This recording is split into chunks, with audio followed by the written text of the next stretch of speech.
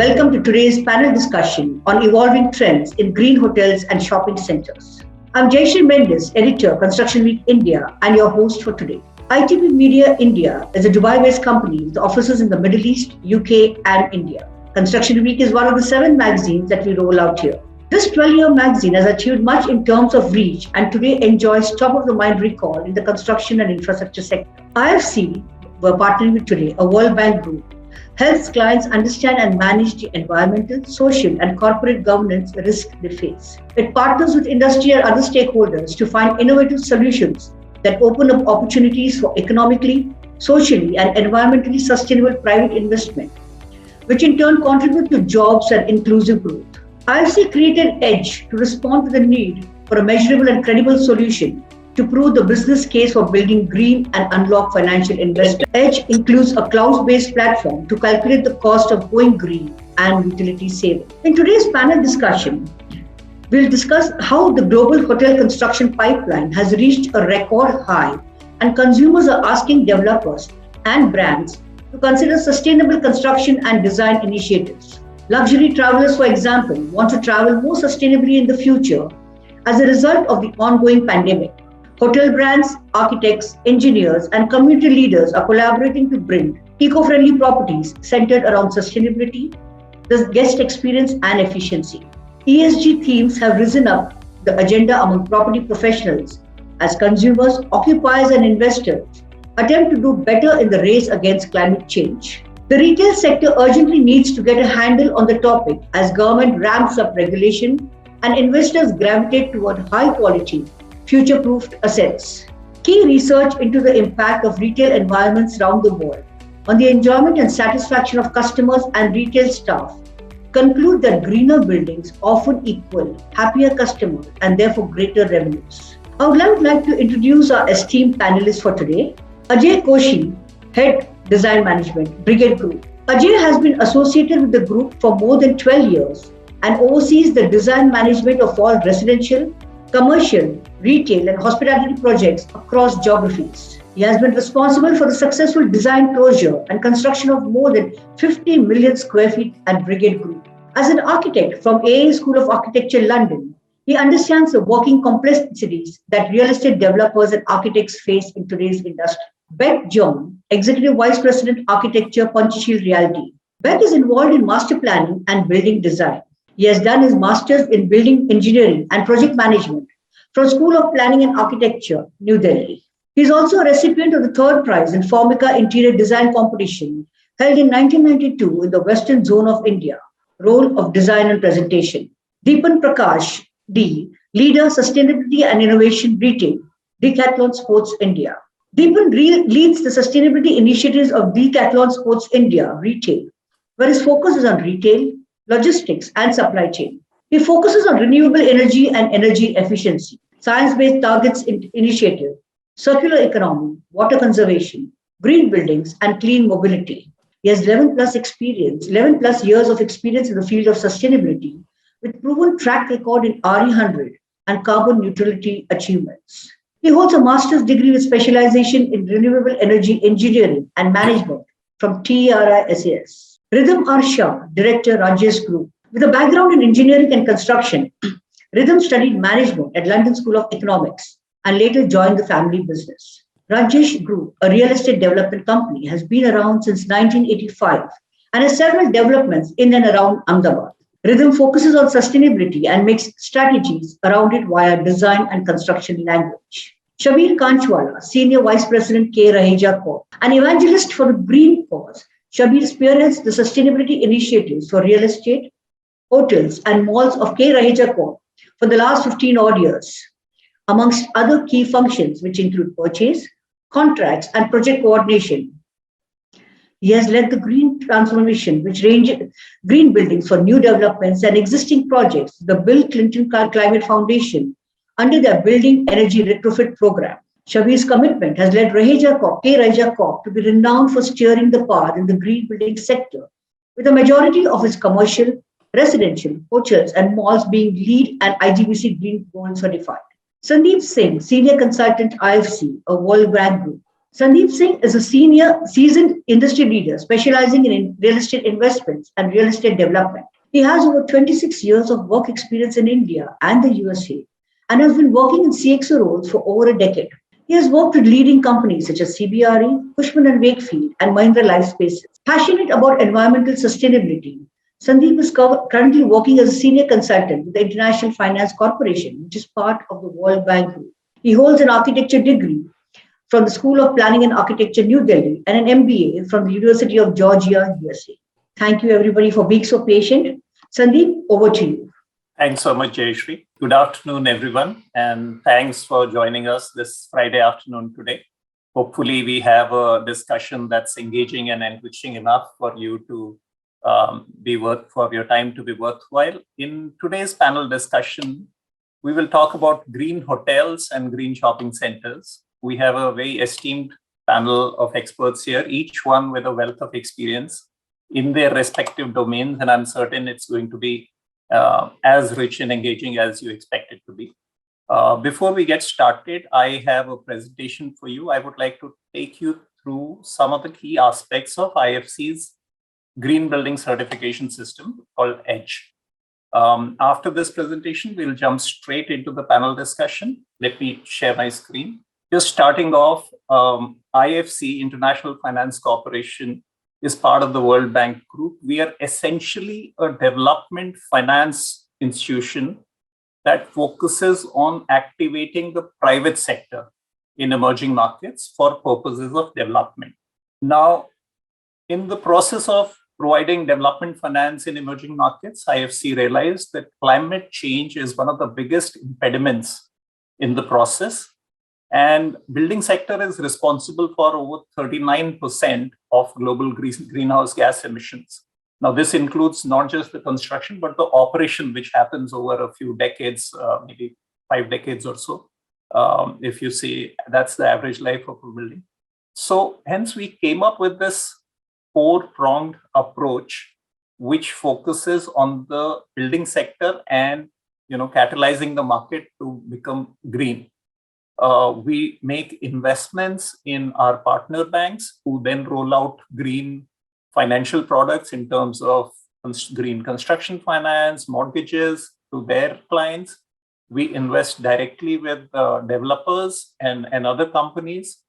We sometimes handhold various government bodies and municipalities also in helping them formulate their own green policies and incentives, etc. And at the center of all of this is our Green Building Certification System, EDGE.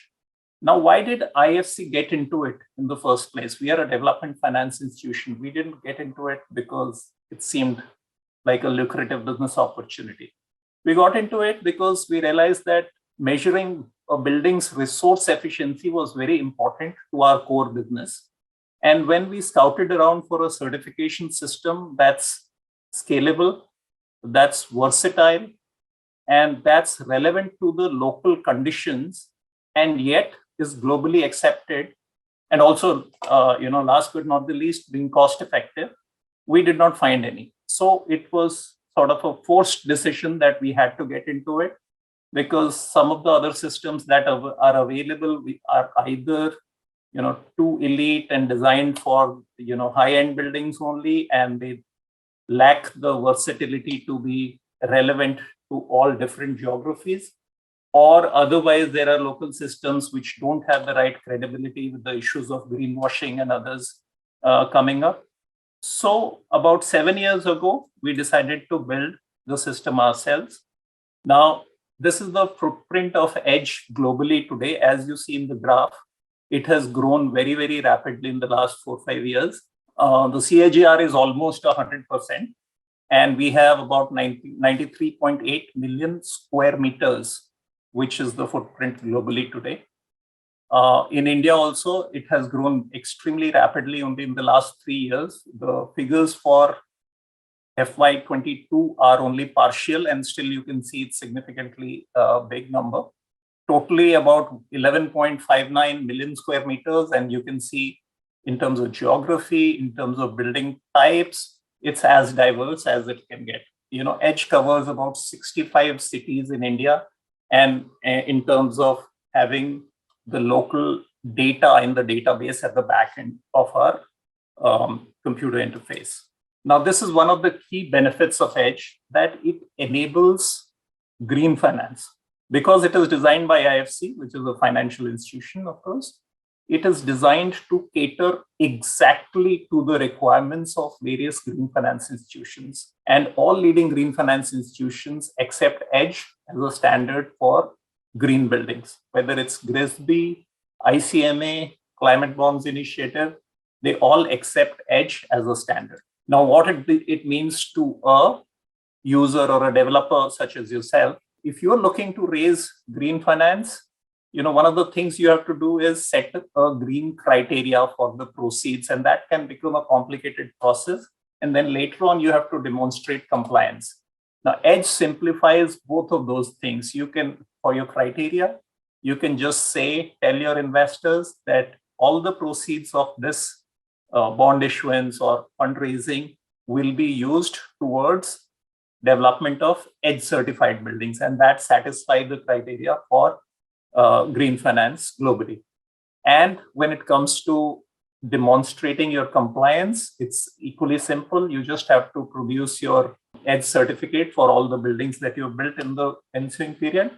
And finally, Edge gives you direct environmental impact reporting in terms of your carbon savings per year.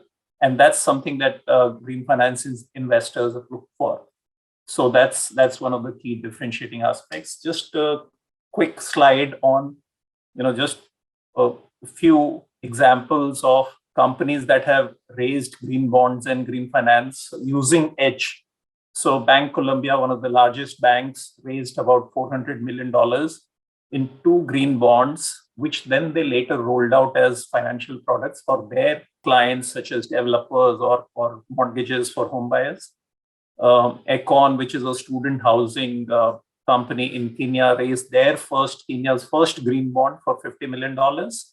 And closer home, Indospace, HSBC invested $130 million in a green loan, not a green bond, which is similar with Indospace for refinancing their portfolio Edge certified. So in all of these cases, Edge was the main criteria for qualifying as green. Now, Edge is laser focused on resource efficiency. In order to keep the system versatile, we have done away with peripheral aspects like site planning, etc. We focus on these 3 aspects: energy, water, and materials.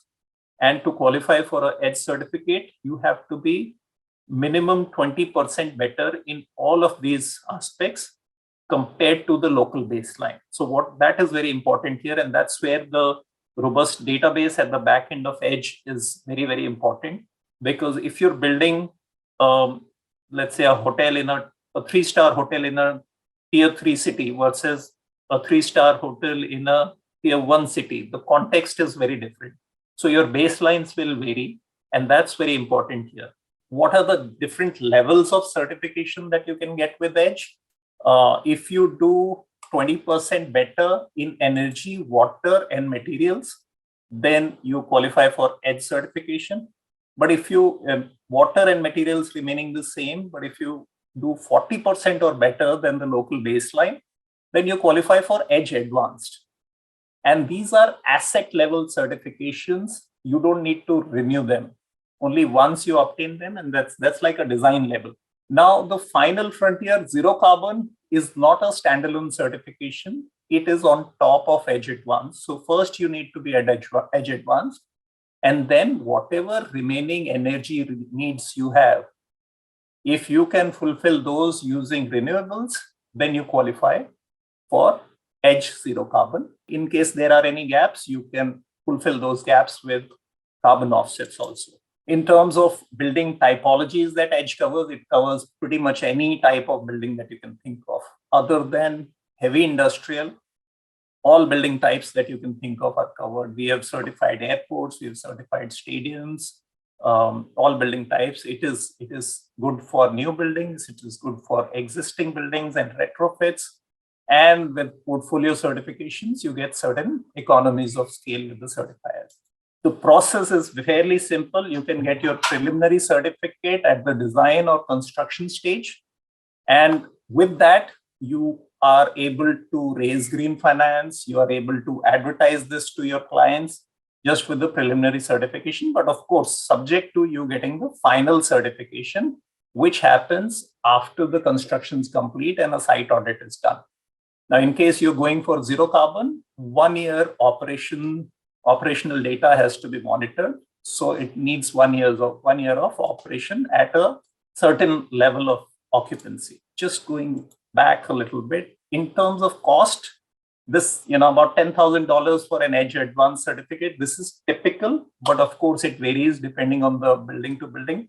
So if you're comparing it to any other global certification, it's just a fraction. And your zero carbon is just only $500 more for each renewal. This is how the Edge website looks like. And I'll just take you through a few screenshots of the Edge app. So you click here, you get to the Edge app. It's a very user-friendly tool which has these building typologies on the left-hand side. You can pick and choose. This is an example for a warehouse. So, it's industrial and then light industry and so on and so forth. This is actually light industrial, not warehouse.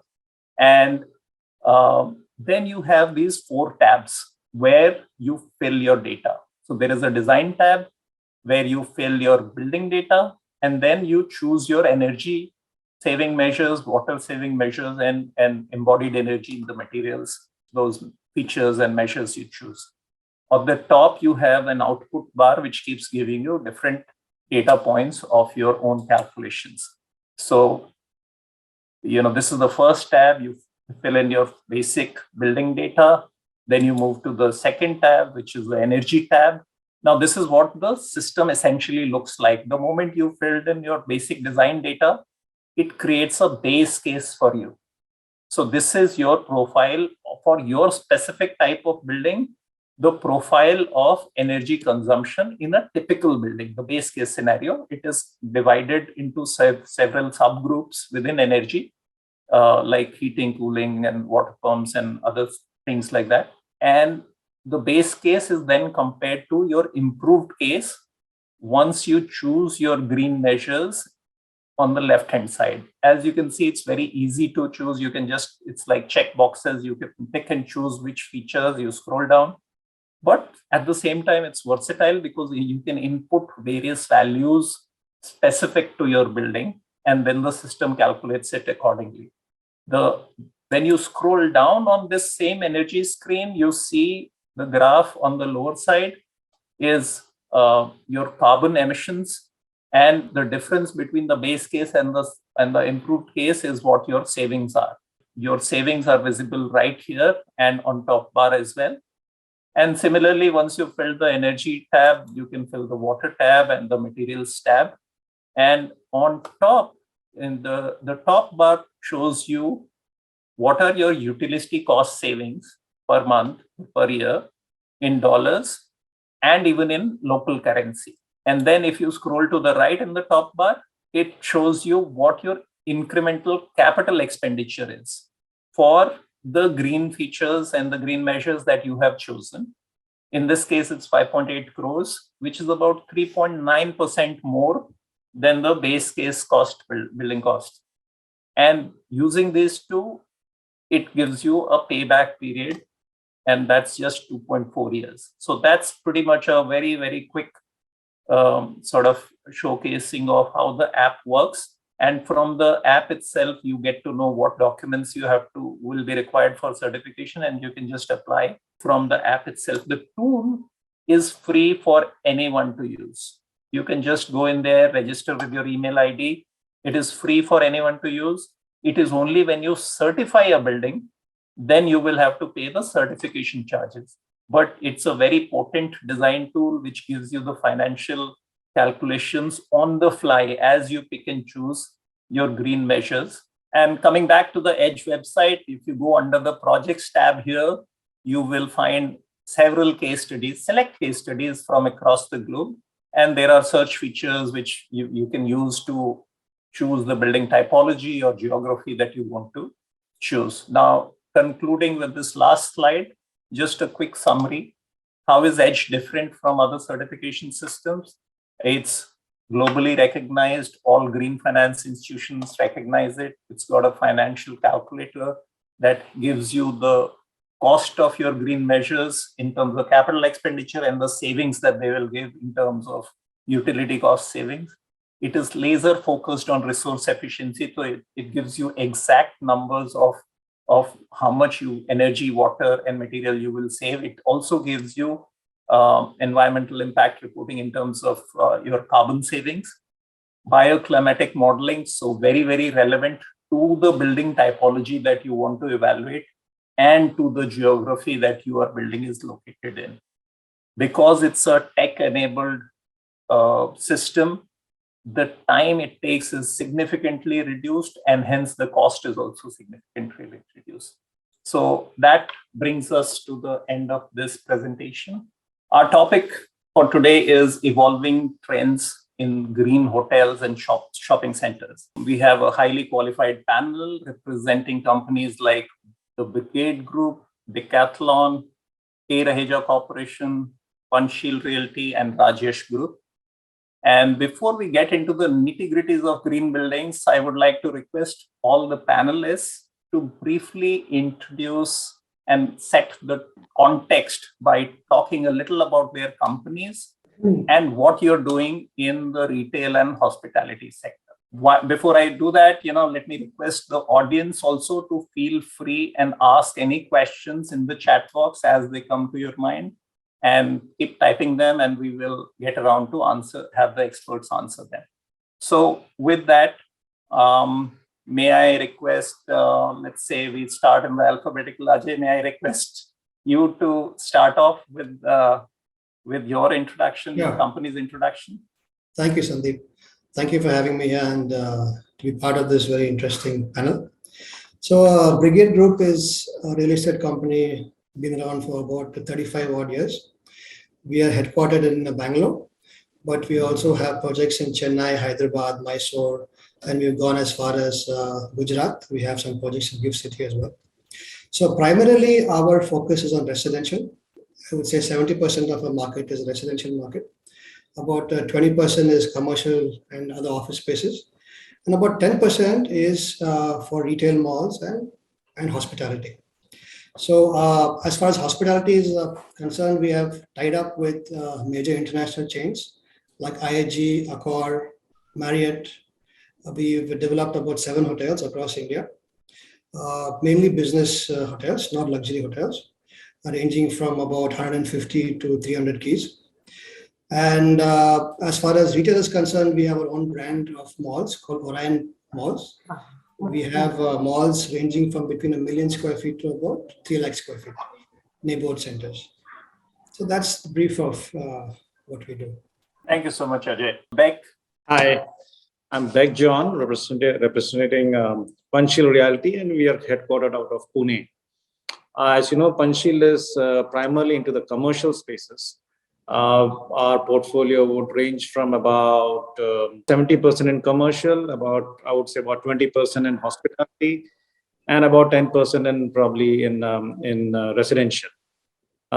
So I've been with Panchsheel for about now 9 to 10 years now, and spearheading the architectural department, where we kind of do major of our works in-house in terms of design. And so most of the project is kind of designed in-house now.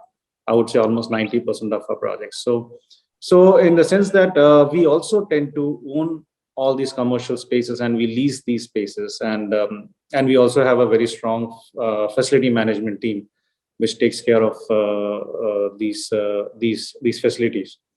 In terms of our projects, we are mostly concentrated in the Pune sector, Pune and the western region of India. Some, of course, we have got a couple of projects upcoming in Bombay. We've got one project in Delhi, and we are now doing a project in Maldives, the hospitality project, which is probably about 70% complete now. We, in the hospitality sector, we very strongly work with the Marriott Group, the DoubleTree, the Hiltons. We have also done Oakwood Residences here, and of course, the Radisson Blu also. So in Marriott Group, we almost have right from ranging from the Courtyard Marriott to Marriott Suites to JW Marriott. And now, of course, very recently, not recently, about 2 years back, we opened up the Ritz-Carlton here. We are also working with the Onyx Group, doing an Amari in the Maldives, which I mentioned earlier. And of course, we are also looking at some other projects coming up in the Indian region also. In the retail aspect, your retail exposure is primarily within the commercial office buildings. Yes, we have done one large retail mall, which is known as the Pavilion Mall, which is part of the International Convention Center. I think about 3 lakh square feet of space. Other than that, of course, we have a lot of retail high street, which we do, which is in conjugation to a commercial sector. Which often is, of course, there are 2 ways of looking at it. One is, of course, it's like an amenity to the existing IT facility. And the other thing is it's more of a standalone thing where public can also come in to these retail spaces. Right. Yeah. Right. Thanks so much, Beck. Thank you. Going still with alphabetical order, Deepan, may I request you for your introduction and a little bit about the company. I mean, I think everybody knows Decathlon, but just give them a context of what type of buildings are you doing, or what are your formats in terms of spaces, standalone versus the malls and all that. Thank you, Sandeep. Hello, everyone. Nice to meet you all. And so I'm Deepan. So I represent Decathlon Sports India. So as most of you know, Decathlon is one of the largest sporting goods retailer. And we operate over 1,700 plus stores across 60 countries. And in India specifically, we operate over 100 plus touch points across 40 cities. And so we do have like different formats of stores. So let it be the standalone fit out, and also like a kind of, we have connect stores. So where we mostly operate from tier 1 and tier 2 cities. And right now we are expanding to tier 3 cities also. And we believe in people, planet, and profit in equal terms. And our mission is to sustainably make the pleasure and benefits of sports accessible to the many. So total square footage would be how much in terms of your standalone stores and as a, if you can divide the number between within other malls and standalone stores. So malls, it just like a goes like if it all. Almost like 60-65% of our stores are in fit out concept, and 35% it goes in the standalone. So on an average, a standalone store goes with a 2,000 square meter area, and fit out it goes anywhere between 900 to 1,500 square meter area. Okay. Shabir, if you would like to go next. Thank you, Sandeep. K. Raja Corp has been in the real estate business since 1956, and we do have a large portfolio of commercial office space and residential. Since this panel discussion is focusing on malls and hotels, I would like to talk about Inorbit Malls, which is a subsidiary of K. Raja Corp, and they pioneered in opening malls in India in 2004, and Shoppers Stop was the first mall in Mumbai to speak of. So Inorbit primarily works on a universal appeal and plays an integral role in sustainability, keeping in mind the customer focus. And they have been recipients of more than 75 awards till date in terms of how they operate both efficiently and sustainably.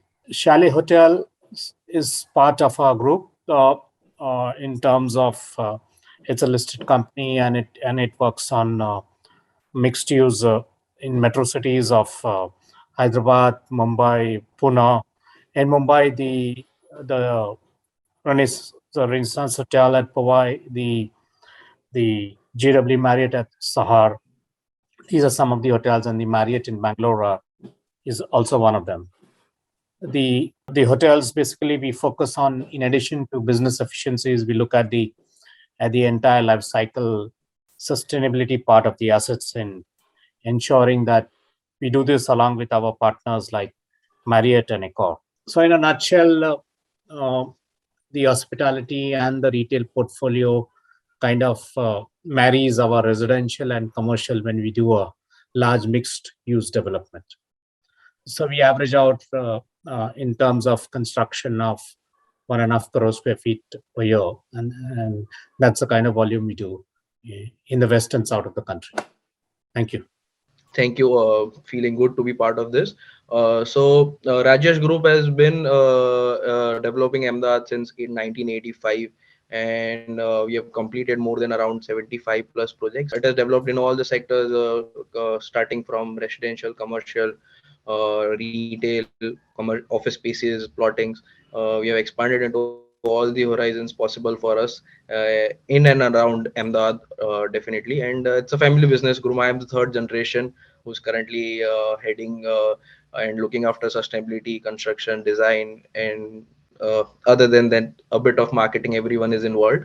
So we have been taking part, and we have recently been coming up with the biggest retail mall in Gujarat, a high street retail mall, the Retail Park. It's in Bhopal area of Ahmedabad, and we have recently redeveloped it from an factory compound, which was an inductotherm factory, mechanical factory, and we redeveloped it into a big retail high street mall. And later on, besides it, we have redeveloped it into residential societies for people to live, and give that area a new real estate destination to invest, to go to shop. And as you all know, that we have certified it with edge, and making it a green retail hotspot for Ahmedabad. And that's how we are focusing forward future, that we are also planning a few developments in and around Ahmedabad also. As Ajay mentioned, that he has projects in GIFT, and we are also planning to have a project in GIFT, and we are planning to we have some future ambitious goal to go net zero in that particular focus. But let's see how we pan out. It's still in the concept stage. Thank you. Thank you so much, Rhythm. Thank you, everyone, for the introductions. Now, I think the first question I'll pose to all of you is essentially, what are we doing in terms of making the buildings green? Because hotels and malls have traditionally been very, very resource intensive buildings, and especially energy intensive, compared to other sectors like residential and offices. So it is important that we address these type of, the traditional energy guzzlers, and get them to be more sustainable. So if all of you, I'm opening it all to any of you, can start off, and I'm hoping all of you will answer this. This is a very pertinent question. What are the green measures that your organizations are taking in these buildings?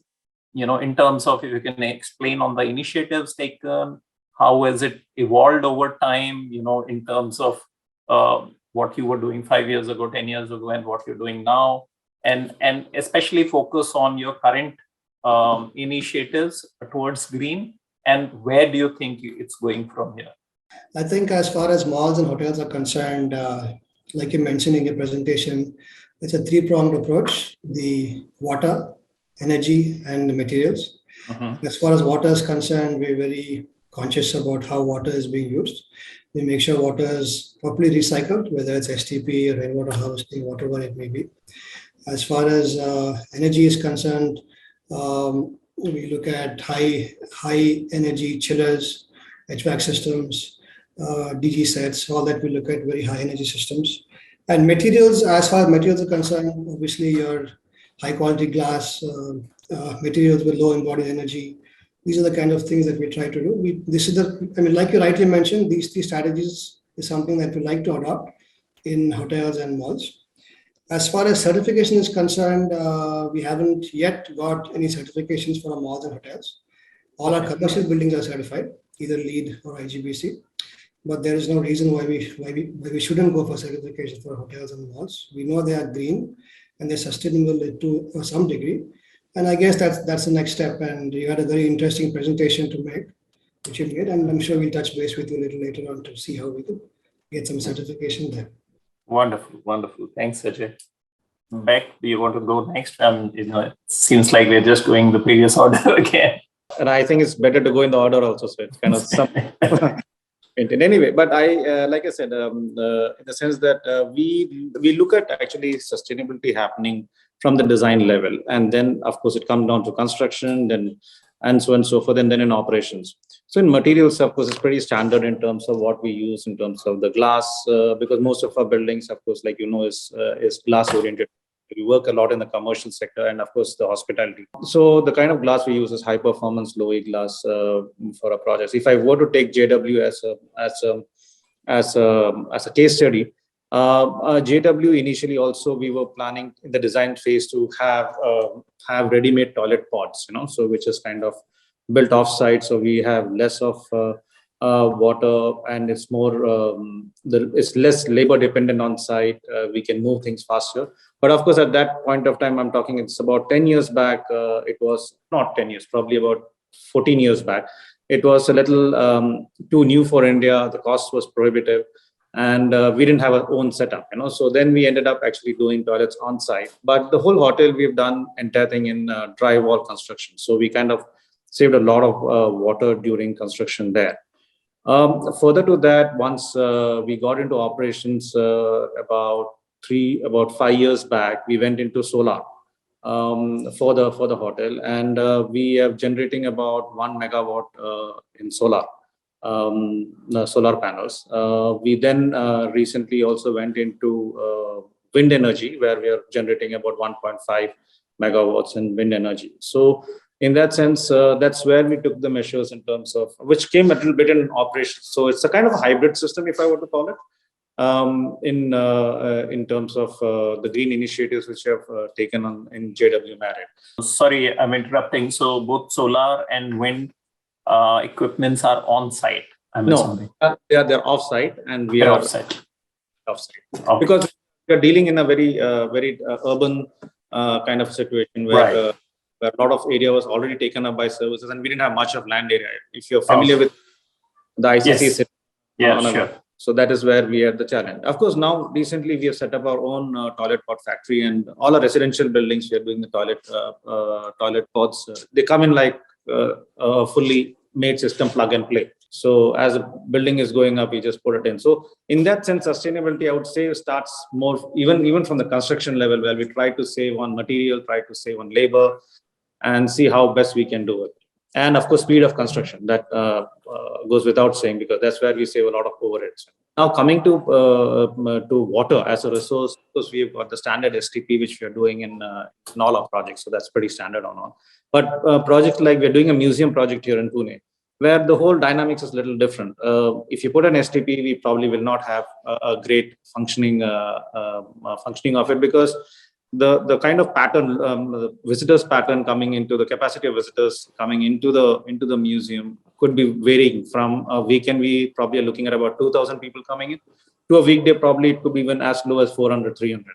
Doing a conventional STP will not work here. So we have actually, in that particular case, we've gone for the Pythroid system, which is more natural thing. And there, of course, we have more land to deal, land at our disposal, so we could actually do that. And we are now just implementing it as we are speaking about it. So okay, so seems like JW is your sort of the main forefront of what you're doing. The maximum resource efficiencies that you're getting. Is that a correct statement, or in some of the newer projects, it's probably you're going to exceed that?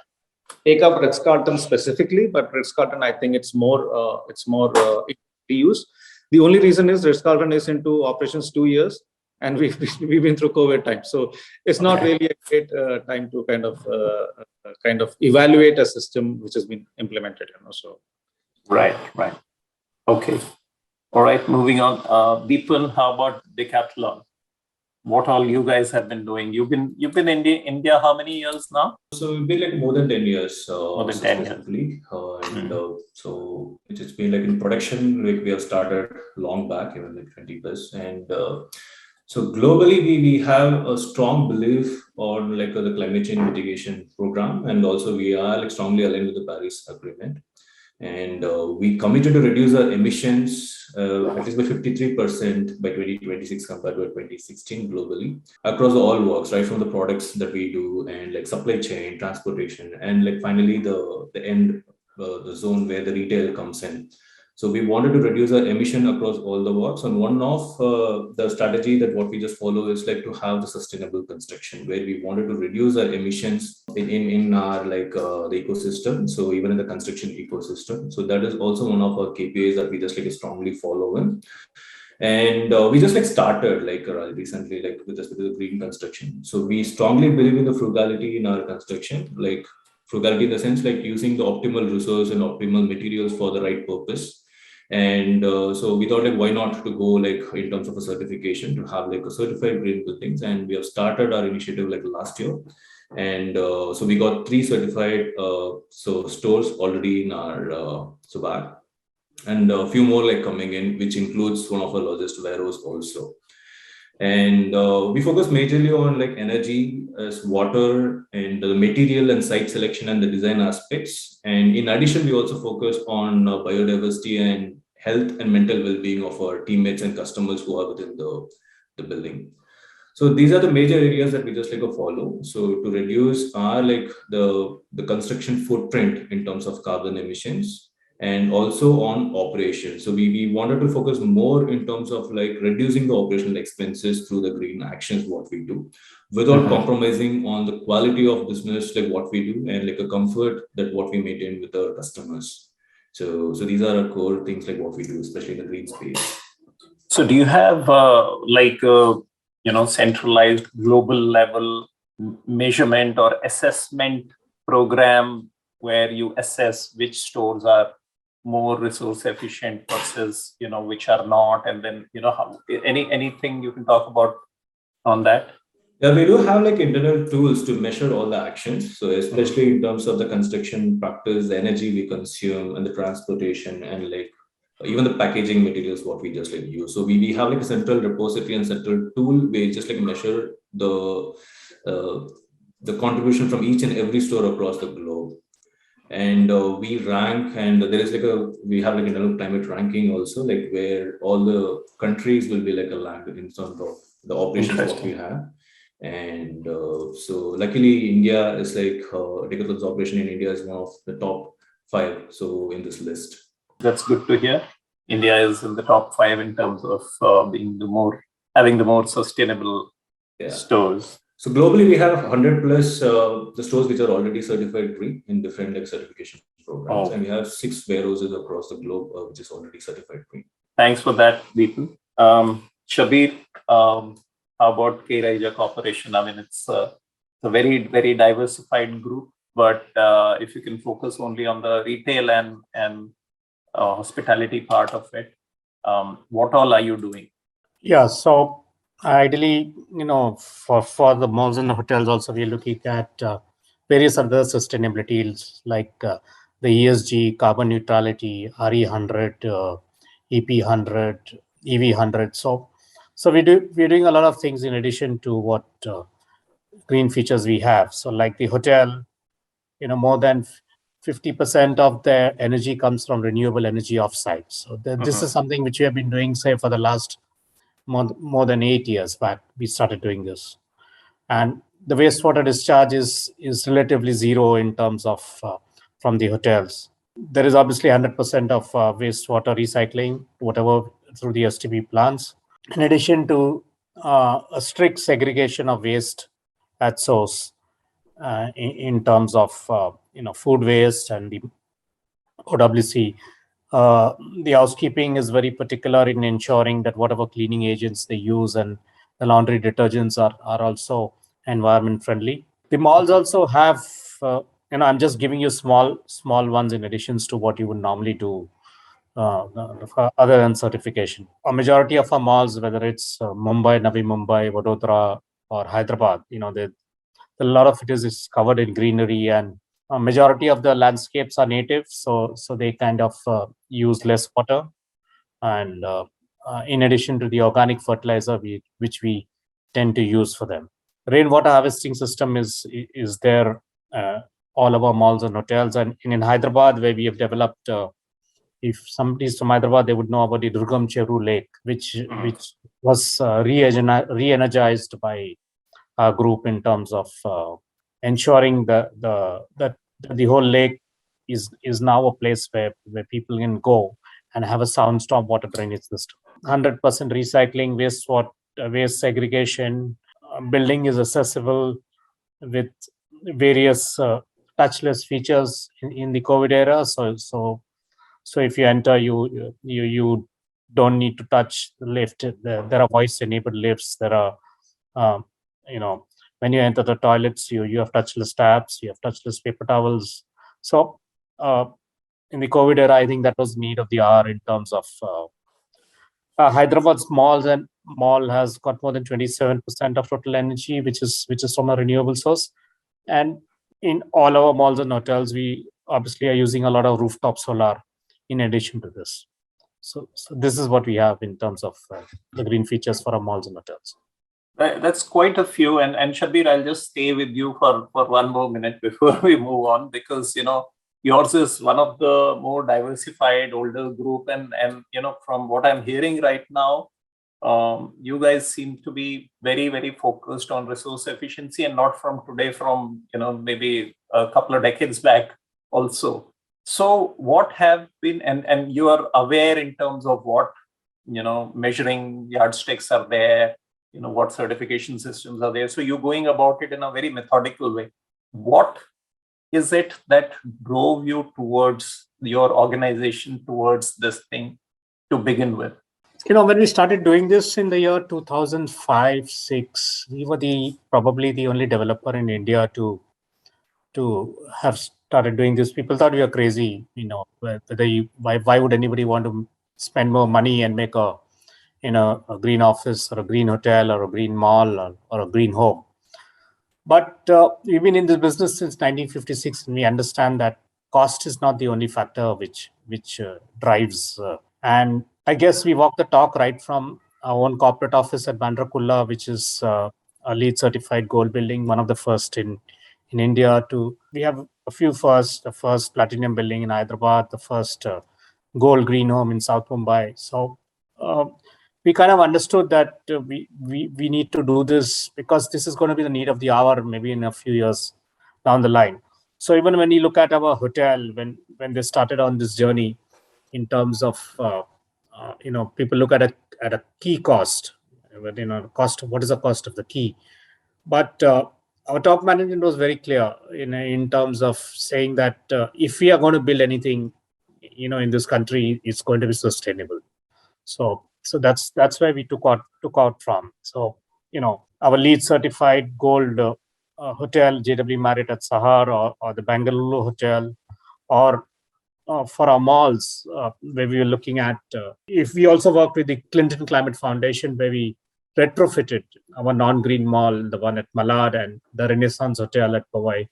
And these were the first projects in Asia in terms of doing that, and as part of the Bill Clinton Climate Foundation.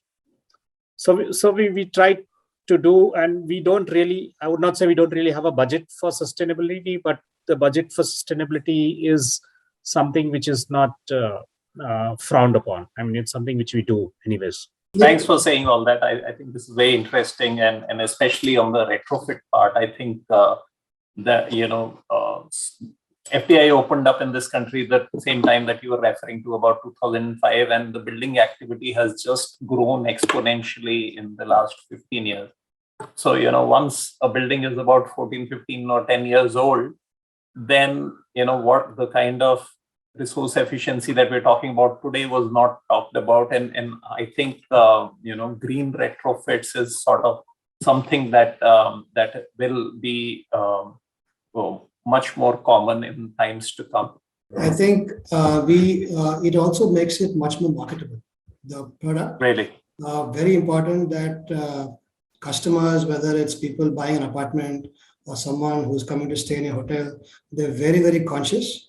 And if they have a choice between two hotels, one that is more energy efficient and the other being not so energy efficient, and more energy conscious and environmentally conscious, I think that has grown over the past years. So it's the need of the hour now, not only to be environmentally conscious for yourself, but also for the product to be more marketable. It's important that we take on this. Very interesting point you bring up, Ajay. So essentially, customer awareness is one of the drivers. And if you're sticking with the hotels and retail aspect, one of the things that I would like to mention here is hotel search engine websites, something like a booking.com. They have a separate search category for sustainable hotel properties. And I'm happy to inform all of you that, Edge is now accepted by booking.com for the same. So if you have a property that's Edge certified, and the customer searches for sustainable properties there, your property will show up in that. So very, very important point in terms of what are the drivers. So, while we are on the drivers part, again, sorry, please go ahead, Ben. Sandeep, if I may interrupt, just to add to what Ajay was telling, it's even in the commercial sector, all the MNCs, even Indian companies are coming into Lisa spaces. Green initiative is on one of the top agendas. And these are like I said, these are large office spaces. So the kind of savings which we do, or the kind of green initiatives which we do out there, really helps us in the long run. So that's definitely what I wanted to add to what Ajay was. So in terms of your exposure on the hotel side, are your operating partners also pushing you to be more sustainable? And Absolutely. If you can just elaborate on that, any of you. Of course, we have done actually now almost about 12 of them as of now. So we are part operators on this project. So mostly management is taken care of. The facility belongs to us. So in that sense, yes, it does tell. I mean, like, for example, if I were to take the JW Marriott itself, for that matter, with about 2.5 megawatt being generated by renewable sources, we almost touch about 20% saving in power, in our power, so power bills, and that reflects on the bottom line, right? And energy is a big thing now. Everything translates to energy at the end of the day. So absolutely. And Sandeep, also for hotels, one very important factor, which is, one is the building, but the other aspect is also the interiors. Your carpets, your furniture, your wall finishes, the paints that you use, the laminates that you use, the beds, the mattresses, the bed sheets. Every single product has got a sustainability rating or an embodied energy rating. So we should be mindful of that when we select materials for hotels. Make sure that they have a very low carbon footprint by itself. That is something that also hotel operators now are insisting upon. If you look at IHG or Accor, they're insisting upon choosing materials that are more energy efficient.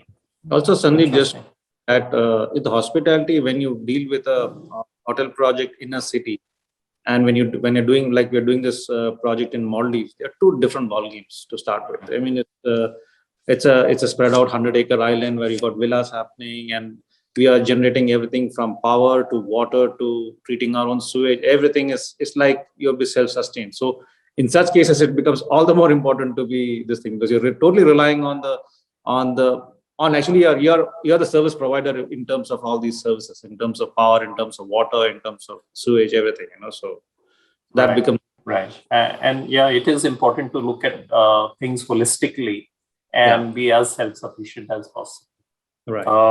On my previous question, I think we still haven't touched base with Rhythm on what you are doing, and since we were talking about drivers, Rhythm, if you can tell us about what you're doing in your project, which is Edge Advanced certified, I think that you're looking at, right?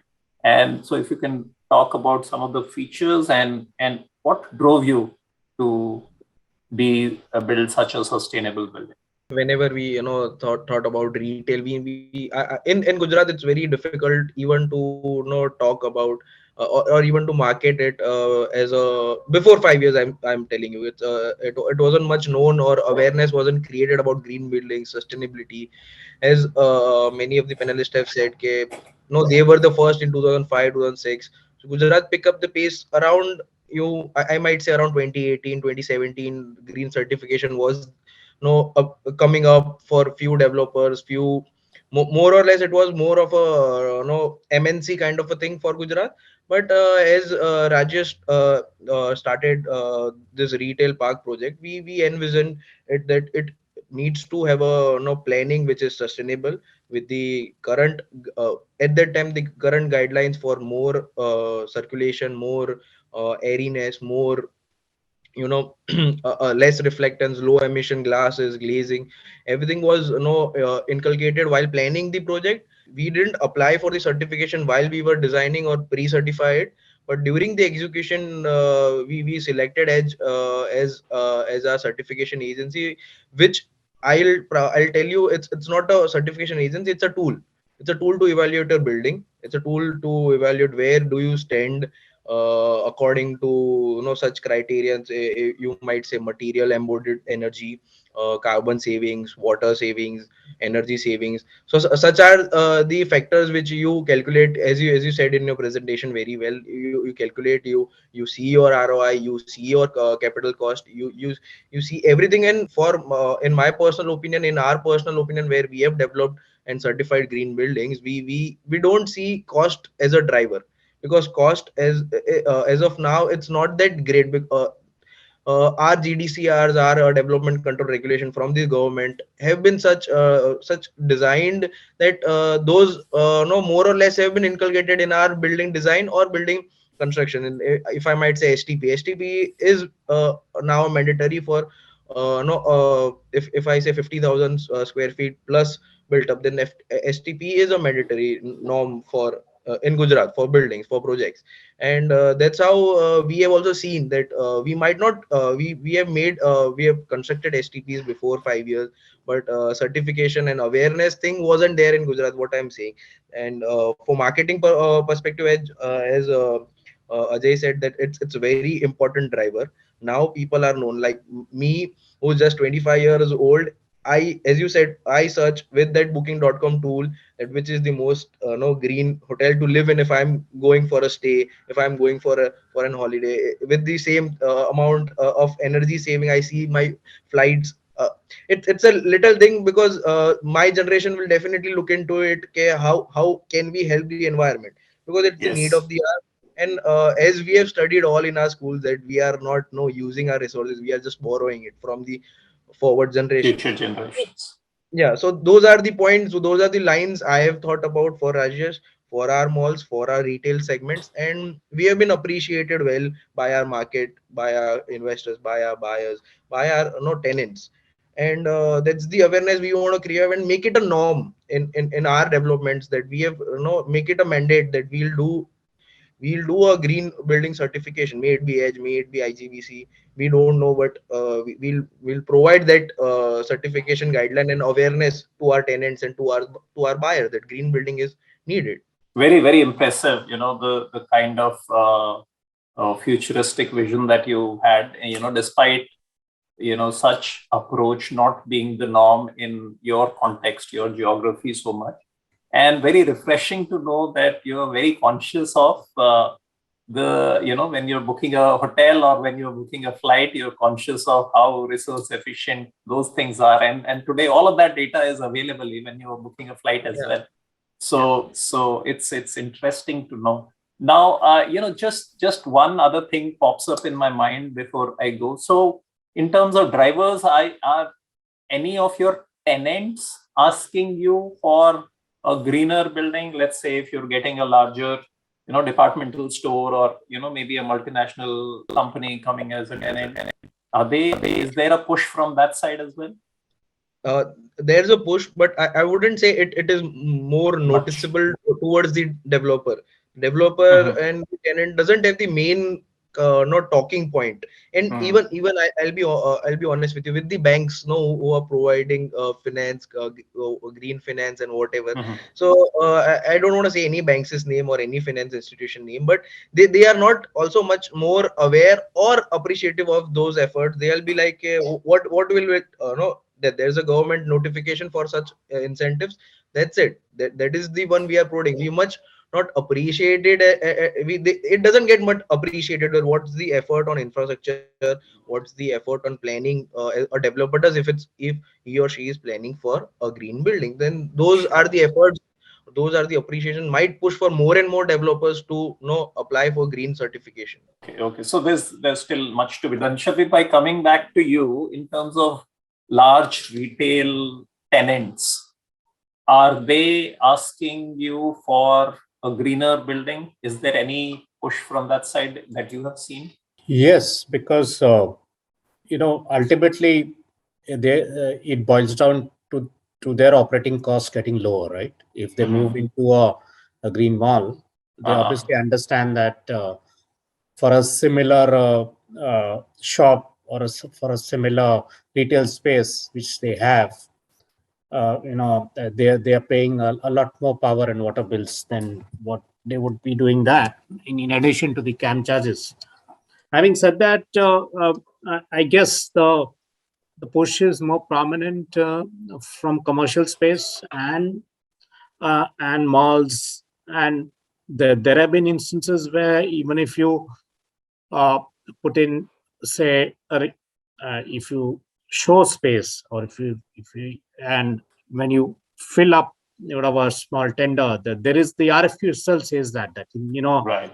is your building green. It would depend on various kinds of certification levels. That's not Right. important, but people are getting into that, and I guess that's going across offices and homes. Offices obviously in a very big way, where the tenants are not Right. ready to move into a non-green space. Tenants in malls also, and homes to a smaller extent. So you're saying what was the norm on the office sector, where RFPs themselves say your building should be green. Now that's also creeping upon the retail segment as well. Yeah, because now obviously with COVID, retail space is not what we all would like it to be. So everybody is looking at lowering down costs, right? So this is probably the best sustainable way to do that. In addition to rent as as a tool for lowering the cost. Right. I'm a little conscious of time, so not, I want to bring in a little more controversial aspect, of this discussion and make it more interesting. I want to ask all of you on the cost benefit side. Shabir, you touched upon the cost side and you said, you've taken but there still is a business case for green, is what I think. So if all of you, any of you, starting whichever order, if you can talk about, in your experience, what has been the incremental cost in terms of capital expenditure, and what has been your break even, or in terms of your benefits, and even not non-financial benefits, like I remember reading long time back, there was a Walmart study on their standalone stores, and they figured out after the study that the stores that had better lighting and better ventilation, better natural lighting and better ventilation, ended up having higher amounts of sales. So, so if you can talk about the costs and the benefit aspects of going green as far as the hotels and the retail shopping centers are concerned. I'd like to pitch in something. So cost, as you the last thing you said, that no ventilation, airiness, natural light, everything gives the customer an experience, in which he or she might involve himself or herself in shopping more, because they might feel safe, secure. Those are very basic architectural design things which Right. everyone knows in this panel. Which it's while designing a home, a shop, an office, you always put a window which gets you more and more sun. The you try to longer your facade, not on the eastern or the western, more on the northern or the southern orientation, which gives you a good amount of sunlight, not the most amount of sunlight, but a good amount of sunlight, which gets the building also a more energy efficient, reason being the HVAC and everything. So it does play a role, and during operations, such STPs, solar things, energy efficient lightings, such are the small factors you might not even notice while implementing it or while executioning it. Okay, native landscape you might take. Native landscape, it's people will like to enhance their building with exotic or more of a international kind of a vibe in their building when they are planning the landscape. But native landscape, why it is important for our economy, ecosystem. Such factors are very small, but gives the building, gives the project, gives the environment a big push for being green. So, in your Yes. estimate, Rhythm, very important point you brought up. Where that while you're designing, if you orient the building right, if you make the windows in a proper manner, which is basically your passive solar architectural concepts, if you include, to my mind, that doesn't increase your capital expenditure in any way, right? If you design it right, but your efficiency output is much, much better in terms of energy efficiency, water efficiency, and things like. So the very important point. But if you can throw a light on, how much in your project, what was the incremental expenditure, and what are you anticipating as the break-even point? So we have calculated the cost and narrowed it down that it's not more than 1%. Not more than To get 1%. green certificate. Yeah, in our project, personally saying, but in a generalized way, it will range around 1 to 2%, not more than 2% is the maximum goal. If you want to achieve, let's say, Edge Advanced or a IGBC Gold or a Platinum certification, then 2% is the maximum cost you might see in your building to get it green certified. With the certification cost, I'm saying, because certification cost sometimes plays a big role. We have studied many GDCRs all around India, and government in the town planning departments do give incentives for being green as of now, because EIA draft which has been drafted, those are the points, those are the things government is also focused that to give more and more incentives to developers to push. And because getting even a small cash incentive from a government, it's an award itself. So the government incentives are anyway, sort of negating any cost aspects of going green, but by themselves the cost is not much. Anybody else wants to take a shot at this on the cost benefit thing? Yeah, so I would like to go. So typically, if you see for the green buildings, like so the numbers go as per like what Rhythm has mentioned. So it goes around like a 2%. And so if at all you want to go beyond, like if at all you want to like achieve something like a good in terms of like environmental quality or indoor air quality, and more to do with respect to irrigation and water aspects, so it can go maximum up to 3%. So that's a limit that we just like a target in. But the bare minimum is like around like a 2% is the incremental cost that we see as. Most of the actions that is being like taken towards this green buildings, especially on the operational cost saving, so that will bring the payback anywhere between 2 to 3 years. In worst case scenario, if you are like investing going beyond like the bare minimum green requirements, then it may go maximum 4 years. So it depends on what kind of like the technology we use, retrofits we do, and all these things. But and I want to add one point regarding the demand. So from the tenants and also from the end users, I would like call it as an end users, because ultimately when there is a drive from the end users, like the customers, or for in our case, it's a sports enthusiast. So they feel good in terms of, as like Rhythm mentioned in one of the point, it's like appreciative point, but still it's not so demanding point as of now. So maybe the tenants, they demand right now, like the people like the retail brands and the international brands, we demand that we want to like go into the green building. But that is still it's an appreciative point in the Indian segment, especially. Whereas if you see the European customers, they demand for like actions like or like green buildings or like eco design of the products, and there is much of the push from the end users to go and drive. So that drives in the global initiative. But here it's in the nascent stage, because maybe there is a lack of awareness with the end users. There is like a more awareness that's need to be like built across a common audience and common public, where they need to get a feel that sustainability is not so expensive. It's still like as economical as compared to the traditional buildings.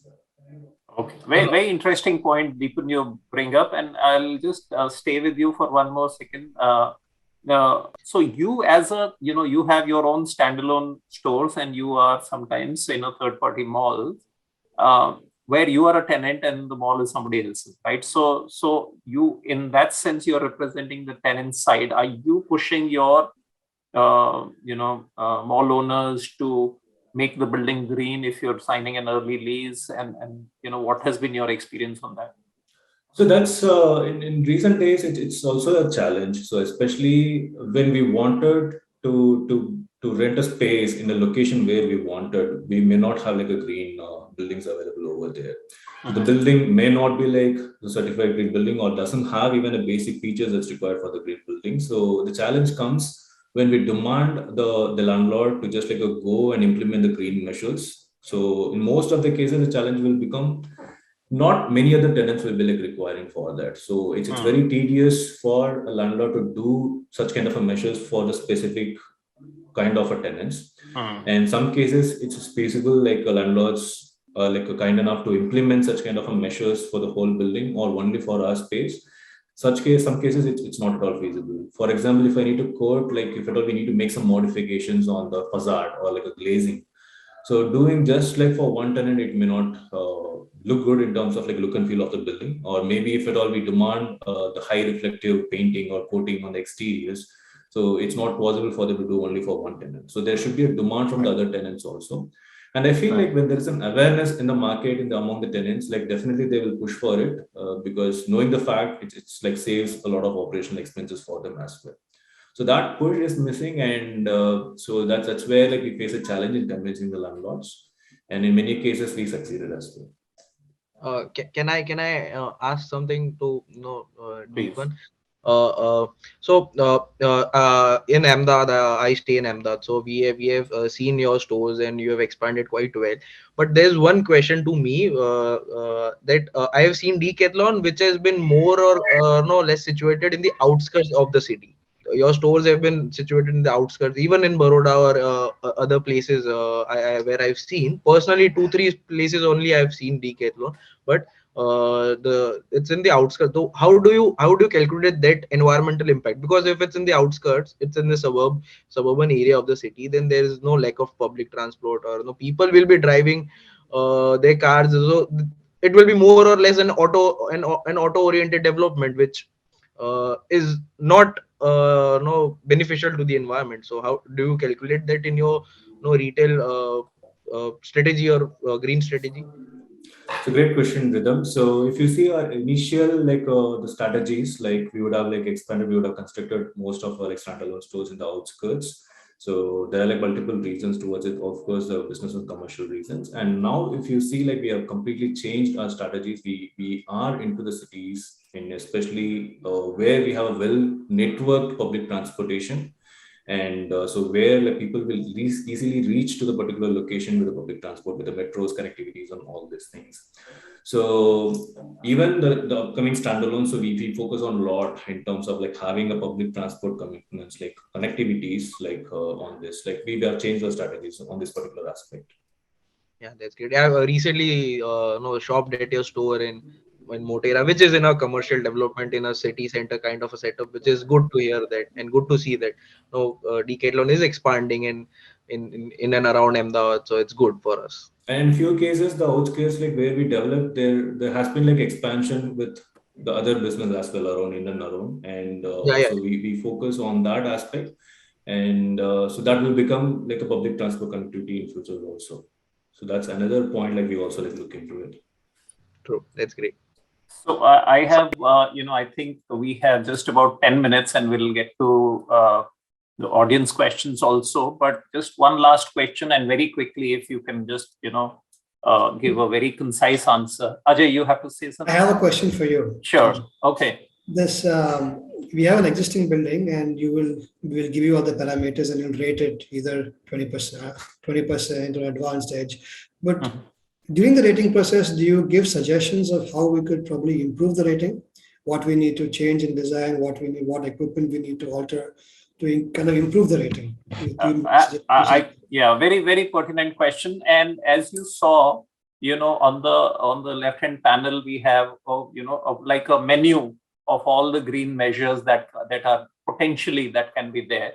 So you just have to pick and choose. And what it does is it gives you the financial calculations and it gives you the energy savings, water savings right on the fly. So all you have to do is pick and choose different options, try out different options. It will on the fly give you what the outputs will be likely and what your financial impact will be. So it's which is what I think the point Rhythm was also saying. It's a very potent design tool at the time of designing. If you use, and it gives you not just the energy output, but also the financial output, which together gives you a full set of data for decision making. It's more like building information modeling. While everyone would be using it now, it's the norm for larger developments. It's more or less matches that point. It is not as advanced as you see beam, but it's quite easy to wander around it. If your facade is this much length, and if you decrease or increase, then what's your overall impact on the energy efficiency and such small points. Also irrigation systems, say drip irrigation or solar systems and energy efficient lightings, and even the small edge of voltage has been calculated in this edge tool. So it's a tool for us. So one final question, and anyone can answer, and we don't have too much time, but it's a very important question given that we have made as a country, towards the Paris aligned goals and path to zero carbon.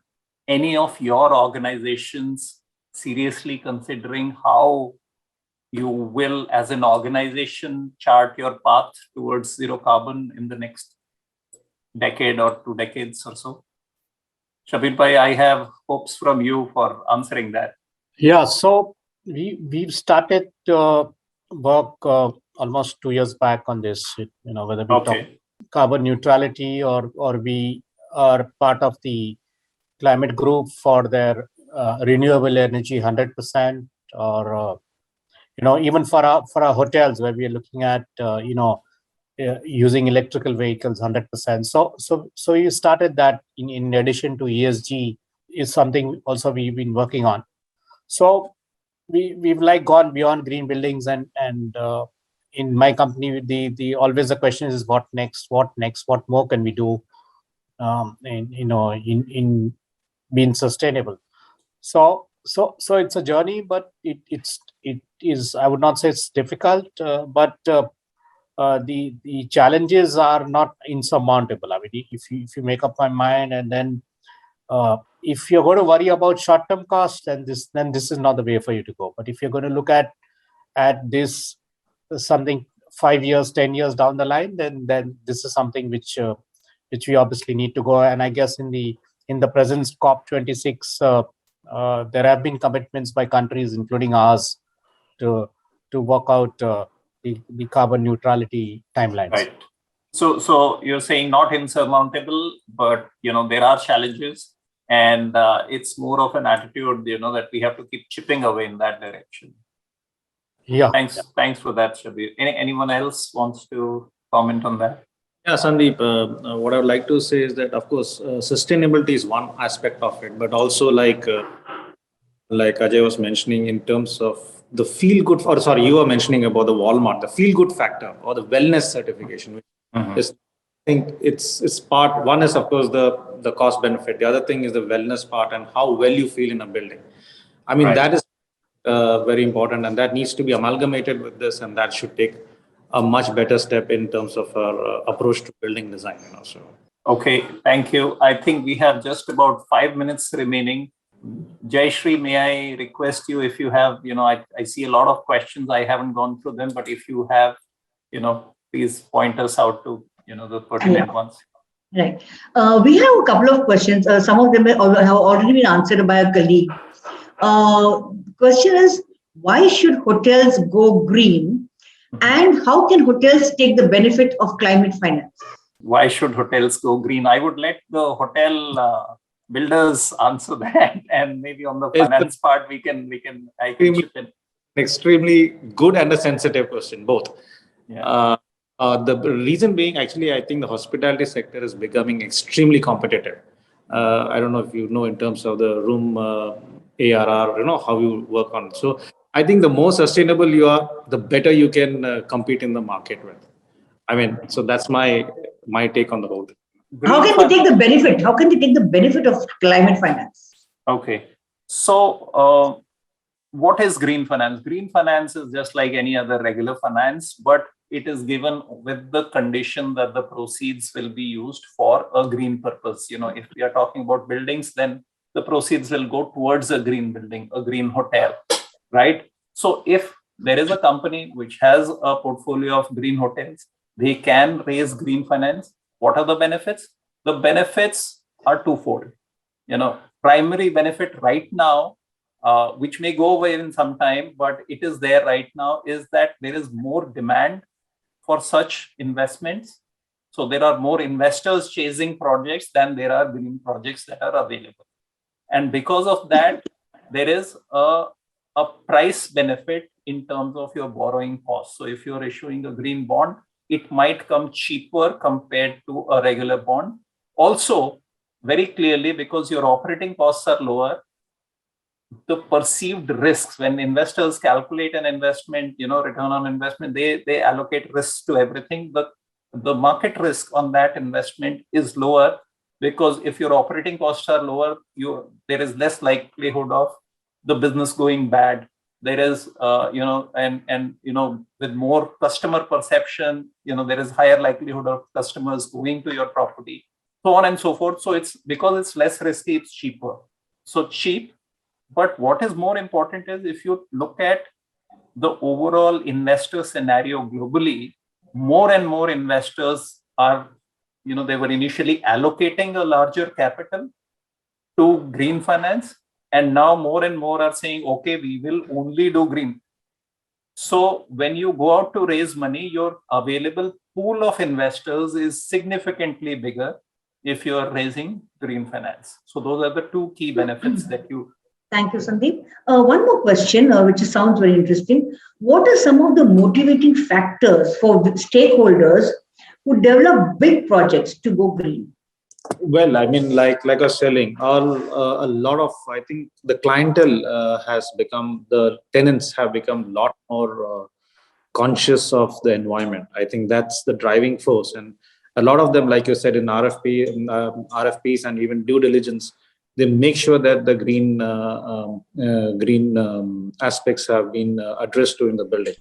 Now, to what range, it depends from company to company. Some, of course, are asked very high ratings in terms of what you're investing, but that's actually company to company. So that's what I think. That's one of the kind of things which is good actually. And what is good at this tenants whom they're the employers working with the tenants, they are also globally traveled. They also know the benefits of it. And like right from even booking a hotel to airline tickets, they're kind of looking at all this and then going ahead. So I think that's a good scene to be in. So sure. I'll just add to that. Very conscious of the passage of time, but I'll just add to that. If you're a developer and you are not thinking green, you are looking at becoming irrelevant in the coming times, because as a developer, you have three parties that you work with. You work with your customers, you work with your investors, and you work within a regulatory environment. All of those three parties are putting pressure right now for you to go green.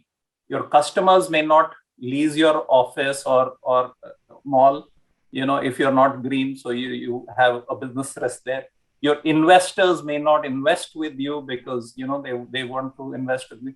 And more importantly, the government regulations might, as the pressure, the countries, our country also has committed, everyone moves towards the Paris-aligned goals. There will be regulatory changes which also can make you, push you out of business. So, it's not a choice anymore. It's a necessity. Can I add to that whenever you said that it's irrelevant, to stay relevant, a developer needs to go green, and also to stay responsible, a developer needs to go green. Because as a developer, we always brand ourselves that we are selling dreams, we are selling, someone is buying a first home with us, someone is buying their own office with us. So those are the things and that we are responsible for, to give quality. And this going green comes in the same guidelines, that going green, being eco-friendly, being sustainable, there are many words around this, and it's a responsible thing to do. It's the right thing to do. It's the right thing to do. Very rightly. All right. I think that we are pretty much at the end. We are 2 minutes over. I cannot summarize the discussion into even in one sentence at all, because there was a whole wealth of points that we were discussed. But just key things that come to my mind, top of the mind, that there's a myth that building green is expensive. That's not the case. The incremental cost ranges from 1 to 3%. The break-evens are just 1-2 years. And on top of that, the government is giving you incentives. So, anyway, it's a good business case.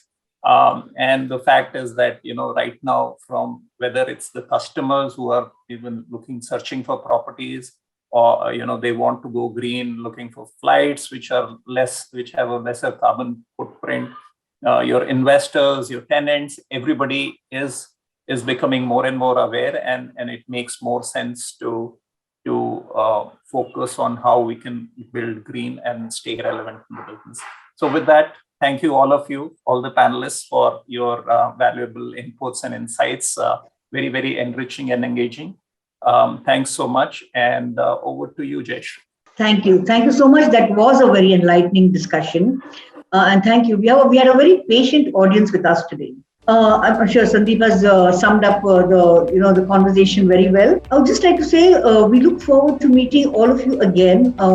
We have another webinar with IFC happening in February, and we look forward to meeting you, and we'll definitely apprise you of the topic.